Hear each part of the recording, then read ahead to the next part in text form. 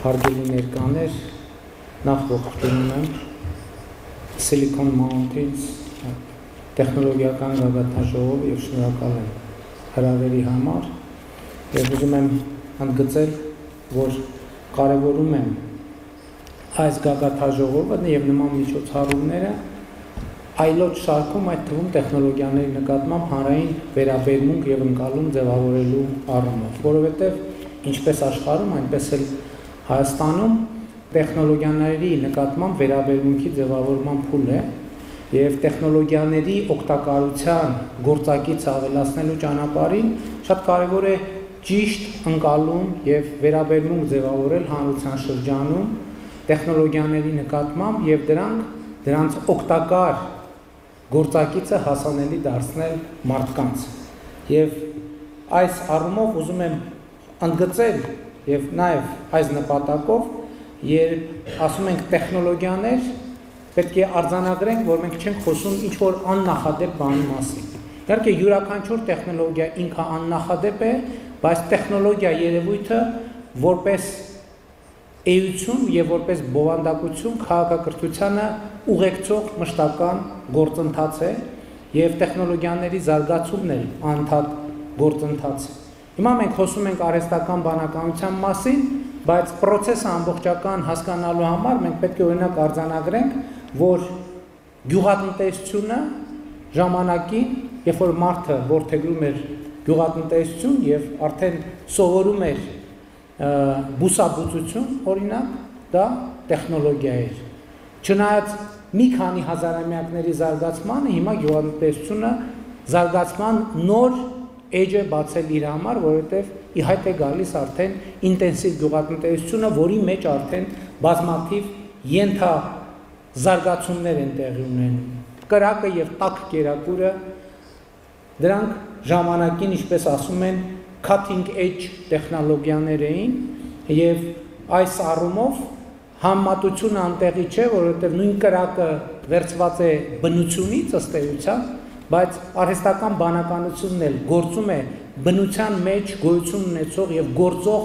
օրենքների ադապտացման և որդեգրման շնորհիվ։ Եվ սա ուզում եմ ընդգծել ցույց տալու համար, որ տեխնոլոգիաները եղել են կան և շարունակելու են մնալ մարդու կյանքը լավացնելու, բարեկեցության աստիճանը բարձրացնելու միջոց և այդպիսին եղել են միշտ, չնայած մենք հիմա ասում ենք, որ տեխնոլոգիաները բերում են մարտահրավերներ և սպառնալիքներ, բայց այս երևույթը նույնպես նորություն չէ։ Բոլոր տեխնոլոգիաները իրենց հետ բերել են սպառնալիքներ և մարտահրավերներ։ Այսօրվա տեխնոլոգիաների մասին շատ է ասվում, որ և դա ճիշտ է, այսինքն ասված որևէ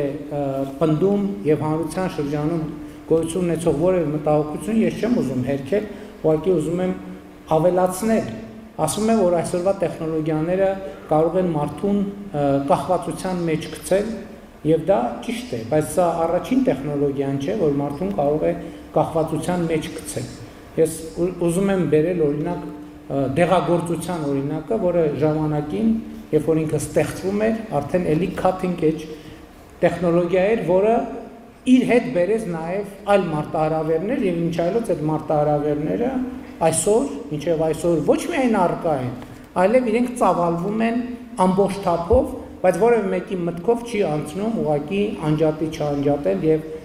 և դեղագործական տեխնոլոգիաները զրոյացնել։ Եվ այս առումով ես ուզում եմ ընդգծել, որ բացման տեսահոլովակում ասված այն նախադասությունը արտահայտված այն միտքը, թե արհեստական բանականությունը և ընդհանրապես տեխնոլոգիաների հետ մեր առնչությունները կանխորոշում են Հայաստանի Հանրապետության ապագան, դա 100%-անոց ճշմարտություն է, բայց ես ուզում եմ լրացնել, որ այդ նախադասությունը նույնքան ճշմարիտ այսօր հնչում է աշխարհի բոլոր երկրներում, առանց բացառության բոլոր երկրներում, և իհարկե ես կուզենայի ավելացնել, որ իմ տեսակետից կամ կառավարության տեսակետից, համոզված եմ նաև ներկաներից շատերի տեսակետից, ձևակերպումը հետևյալն է, որ ապագան կանխորոշվում է այո տեխնոլոգիաների ներդրմամբ և նրանց հետ հարաբերվելու ձևերի որդեգրմամբ և այդ պրոցեսները կառավարելու կարողությամբ։ Կարծում եմ ակնհայտ է, որ մեր կառավարության քաղաքականությունն է աջակցել տեխնոլոգիաների եւ տեխնոլոգիական ոլորտների եւ ոլորտի զարգացմանը եւ վերջերս առիթ ունեցել եմ այսօր էլ շատ պատեհ եմ համարում բարձաբանել, թե որոնք են այն գործիքները, որոնցով կառավարությունը ուզում է եւ աջակցում է եւ ռազմավարական ընկալում ունի տեխնոլոգիաների զարգացմանը աջակցելու առումով։ Ես կարող եմ հիշատակել առաջին 3 քայլերը, որոնցով մենք պատկերացնում ենք, որ պետք է աջակցենք տեխնոլոգիական ոլորտի զարգացմանը։ Դրանցից առաջինը կրթությունն է, երկրորդը կրթությունն է, երրորդը կրթությունն է։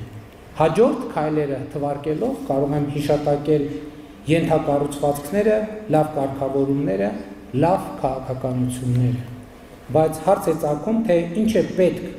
անել եւ ինչ է պետք ունենալ լավ ենթակառուցվածքներ, կարգավորումներ եւ քաղաքականություններ մշակելու եւ ունենալու համար։ Կարծում եմ այստեղ էլ պատասխանը նույնն է։ 3 բան է անհրաժեշտ՝ կրթություն, կրթություն եւ ելի կրթություն։ Այստեղից էլ հարց է առաջանում, թե իսկ ինչ է անհրաժեշտ լավ կրթական համակարգ ունենալու համար։ Լավ կրթական համակարգի համար էլ նույն բանն է անհրաժեշտ՝ լավ քաղաքականություններ, ենթակառուցվածքներ եւ կարգավորումներ։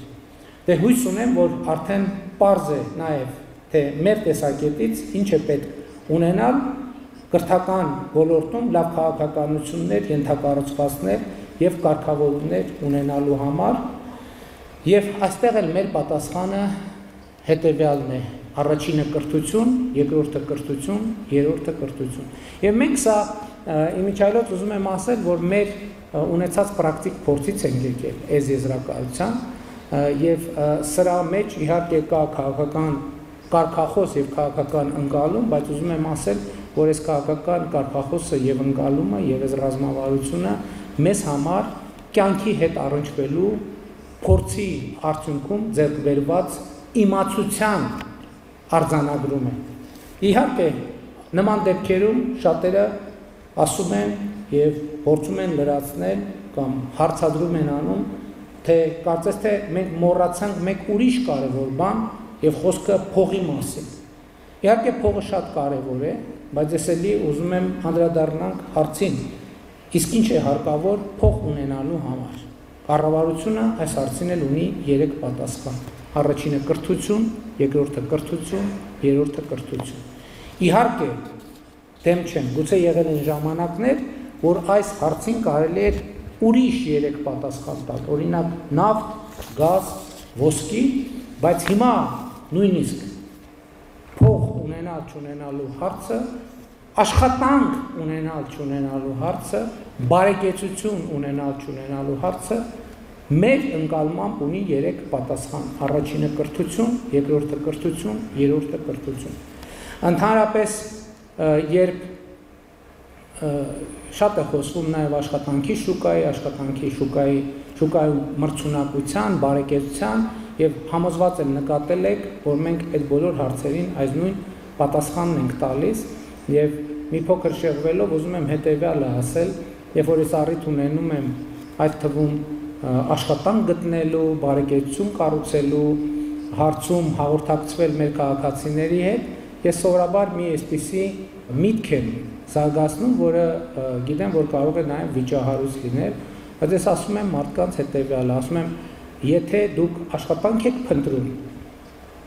որպեսզի բարեկեցություն ձևավորեք, ես ձեզ խորհուրդ եմ տալիս աշխատանք մի փնտրեք, որովհետև փնտրվող աշխատանքի արդյունքում իհարկե դուք աշխատանք կունենաք, որոշակի գուցե աղքատության շեմից մի քիչ ներքև, մի քիչ վերև կարողանաք ձեր բարեկեցությունը ապահովել, բայց իրական բարեկեցություն այդ աշխատանքը ձեզ համար չի ապահովի։ Եթե դուք ուզում եք բարեկեցություն, ոչ թե դուք փնտրեք աշխատանք, այլ այնպես արեք, որ աշխատանքը ձեզ փնտրի։ Այս աշխատանքն է, որ իրականության մեջ կարող է յուրաքանչյուր մարդու համար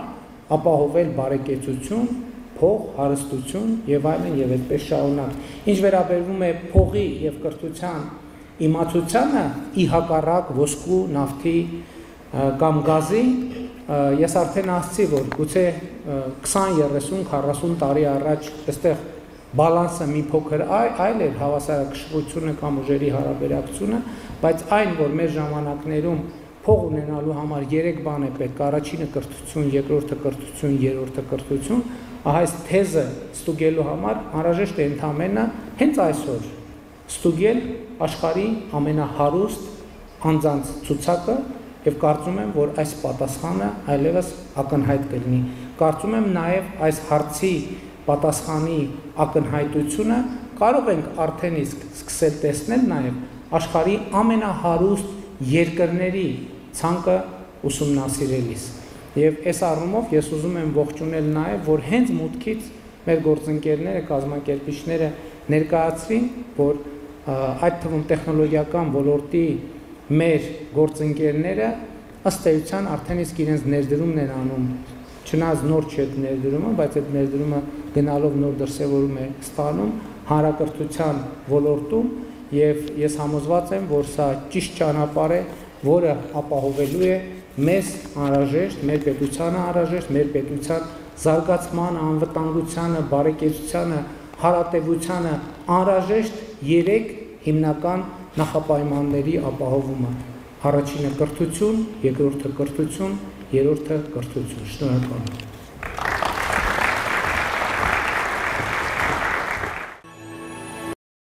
Չմոռանաք հավանել տեսանյութը եւ բաժանորդագրվել Civic AM-ի YouTube-յան էջին։